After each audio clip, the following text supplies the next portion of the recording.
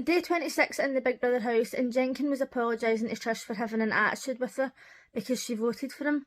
And she just was honest with him, and she says, like, I'm sick of people attacking my character and then apologising and thinking that everything's going to be all happy families when it's not. And obviously there's people on Facebook who are thinking, oh, she's a bitch, she should have accepted his apology. No, you do not just accept somebody's apology. How many times has this happened to her now? People attack her, or they go in huff swear, or they get into arguments and then they come to her and apologise, and she's expected to just be like, alright, it's okay. Jenkin volunteered to go up for nomination, and then when he got put up, he went in a huff. Then later, Trish was in the diary room crying, and people on Facebook were saying, oh, she's copying your nun with her fake tears. And I thought, she was genuinely crying. Like, that's how you really cry. Like, she's trying to hold back the tears, she's patting her face. Meanwhile, your nun will just be like, people just don't like Trish for no reason. Jordan and Henry were speaking about Jenkin and saying it's funny how he's the one who's acting stuck up now after icing them out for being a bit la-di-da. And Jordan says, oh, he's put an effort in, he's got his white hoodie on. And I didn't even notice that he was always wearing that green hoodie until the other night when they mentioned it on the Late and Live show. But obviously Jenkin was in a bad mood because he was up for nomination. But there's literally no excuse for that. It's not as if other people volunteered and he didn't. Then Jenkin was speaking to Yinrun and he was saying, don't feel bad for nominating me. And obviously Yinrun's being all nice about it, and she's like, oh, I'm sorry. I'd have been like, I don't feel bad, you volunteered. But on the Late and Live show the other day, they says that this week was going to be face-to-face noms. And if this is causing this amount of problems now, I hope that that's not the only face-to-face noms that they were talking about. I hope the whole house is to do it face-to-face. That's my favourite.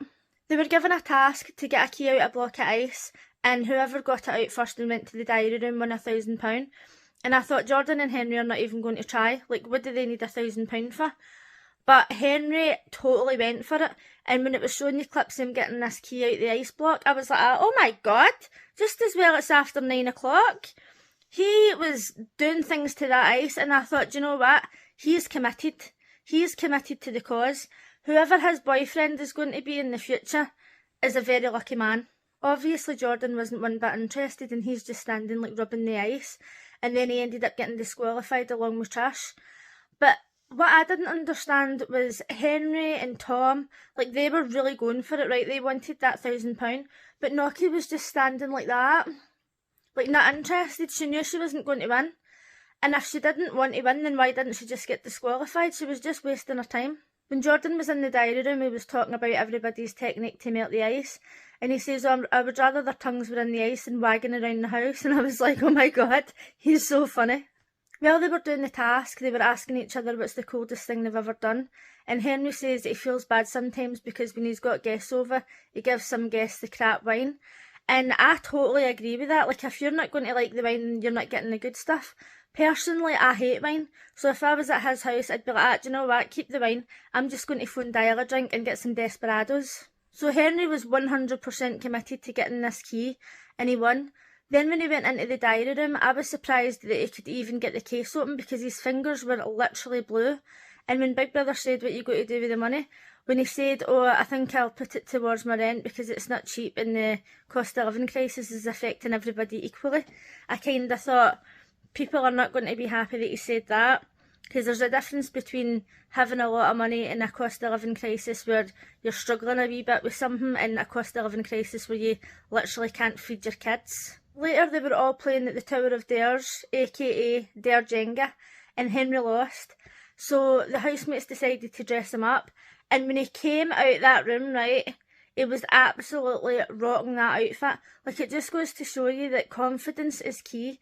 You can literally wear anything. Like, if I seen somebody walking down the street like that, right, and having that amount of confidence, I'd be like that, oh my god, look at them. What I was confused about is he had on Chanel's skirt, and Chanel's like a size 8, so I don't even know how he fit into it. But he was looking amazing. When he was in the diary room, he says that he felt as if he could be the editor of Vogue, and I thought, you know what? Imagine he went out to like Michelin-star restaurants like that and then wrote his reviews. That would be hilarious. Not much happened in the Late and Live show, but Will's shirt was absolutely blowing my mind. I didn't really like the colour, but it had mice all over it. I was like, oh my god, I would so wear that. But as you can see, I wasn't really particularly annoyed by anybody in tonight's show. I don't even think I've swore once. put it on record, there's a first for everything. And if you would like to talk more about Big Brother, give me a follow.